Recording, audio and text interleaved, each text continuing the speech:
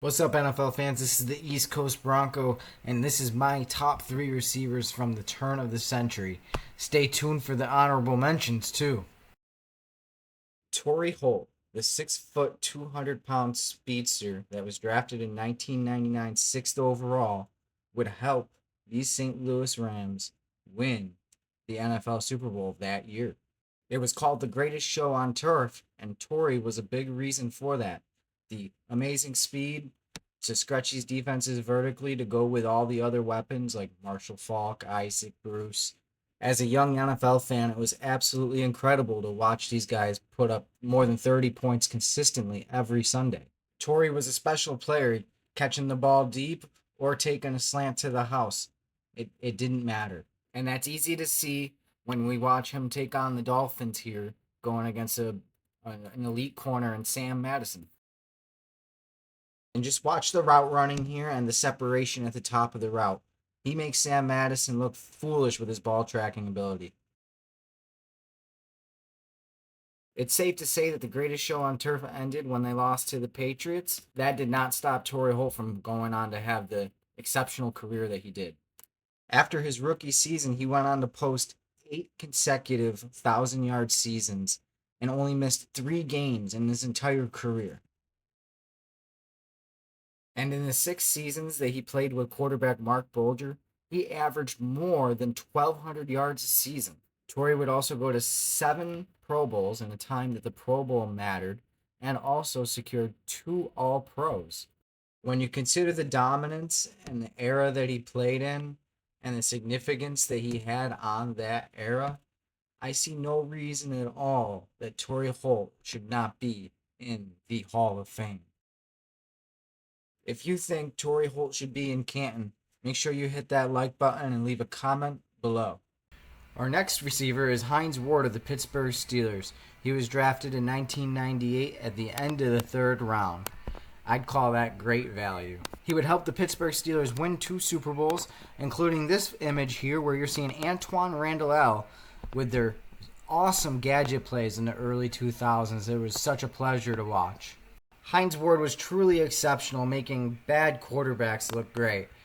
Playing with likes of Cordell Stewart, Tommy Maddox, and Charlie Batch.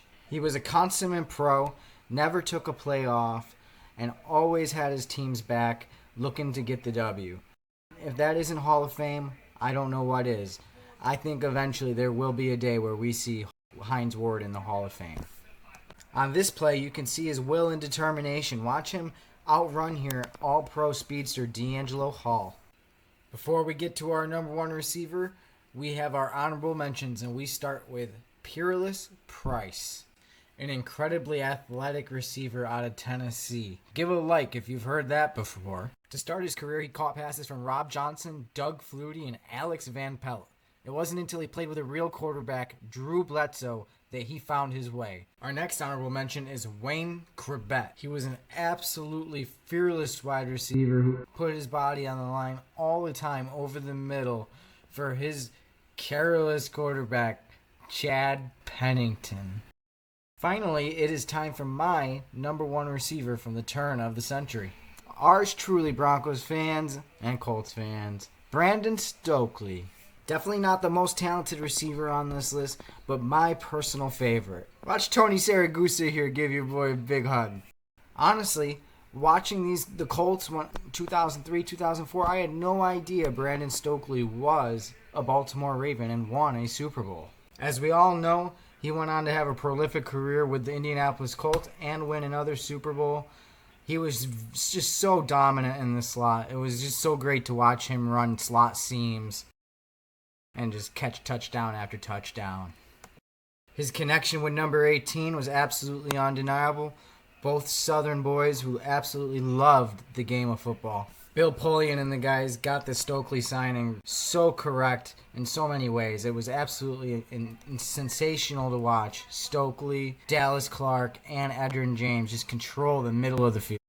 These clips here, you see what is Brandon Stokely's most memorable game, a 3-touchdown effort against the Lions on Thanksgiving. Here's that 3rd touchdown of the day. Watch him take the slant to the house. Makes one miss, cuts it upfield, and it's going to be a touchdown. Take another look from the end zone this time. Touchdown. Stokely's greatness supersedes what he did on the field by any statistical measure. They were the first to feature the slot receiver from the 11 personnel. That Colts offense truly changed the NFL for decades, featuring the slot receiver, paving the way for guys like Wes Welker, Julian Edelman, our very own Eddie Royal. I was the #1 fan. Watch here as Jay Cutler rolls right and finds Brandon Stokely for the touchdown. Brandon Marshall is going to come over and congratulate him. Imagine what that team would have been without Josh McDaniel.